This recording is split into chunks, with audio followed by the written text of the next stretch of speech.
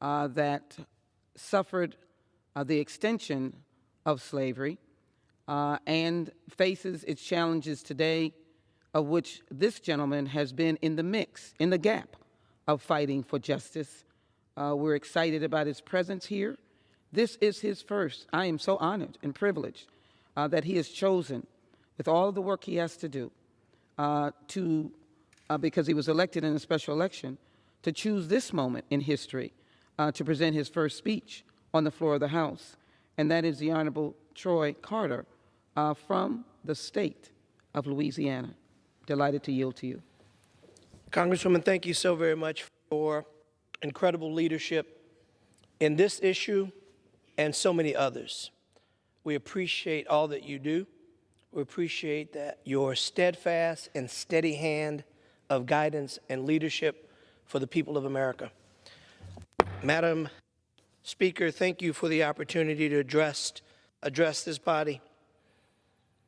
On Freedom's Eve, January 1, 1863, enslaved and free African Americans gathered across the country, awaiting news that the Emancipation Proclamation had taken effect. When the clock struck midnight, their prayers were answered, as it was declared that all enslaved people in Confederate states were legally free. While the 13th Amendment did end slavery under the law, not all who were enslaved were immediately freed. It took more than 2 years for the freedom to reach everyone. When the Union troops arrived in Galveston Bay, Texas, to announce that more than 250,000 people within the states were free, it was this day, June 19th, 1865, that we mark as the true day of freedom from the tyranny and oppression of slavery and the first steps into the Reconstruction era. We now honor this day, June 19th, as Juneteenth. While Juneteenth is a historic day that has been widely known and celebrated by African Americans for over a century, it is clear that many Americans still are unaware of the significance of this historic date.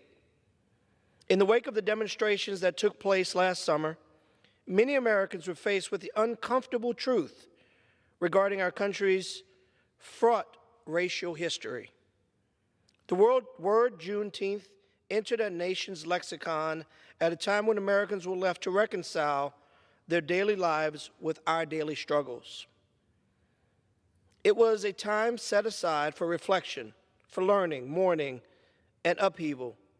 Juneteenth marks a day that we as a nation were truly able to end the insidious practice of slavery and begin to move forward to a better world. It also marks that our country still struggles and must live up to its promise.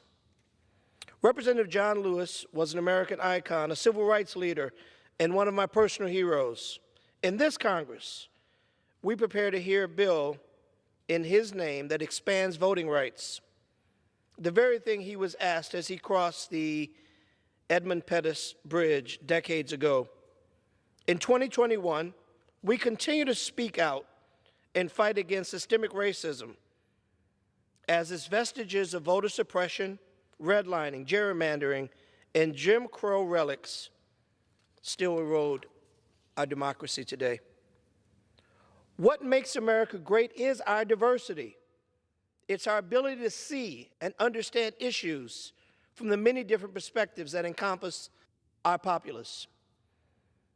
While America has broken some promises in the past, we, America, collectively, have the ability and the potential to rectify our past wrongs. We strive to improve, we work to grow, we push to remediate our problems and make them better.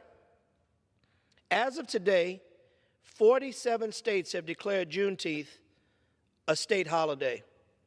My native state of Louisiana recently signed and the date into law that Louisiana will now recognize Juneteenth as a state holiday. I'm very proud, very proud of that measure, very proud of our Governor, John Bell Edwards, for signing that measure into law, very proud of the legislators who fought to bring it forward.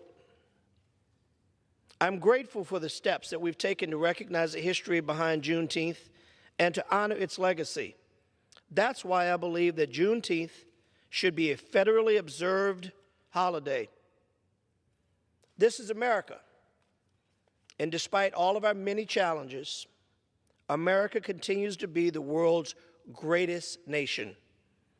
For this reason, I am optimistic about our future, optimistic about our corrections. Together, we can make our world a better place and uphold the promise of freedom and justice for all. I yield back my time. Let me congratulate the gentleman for the new law in Louisiana and for his leadership and his powerful message on this floor on the freedom, really, of all people. My freedom is your freedom, and your freedom is my freedom, and our freedom is America's freedom. Let me express my appreciation to my co-anchor, the gentleman from New York, Mr. Torres, who I will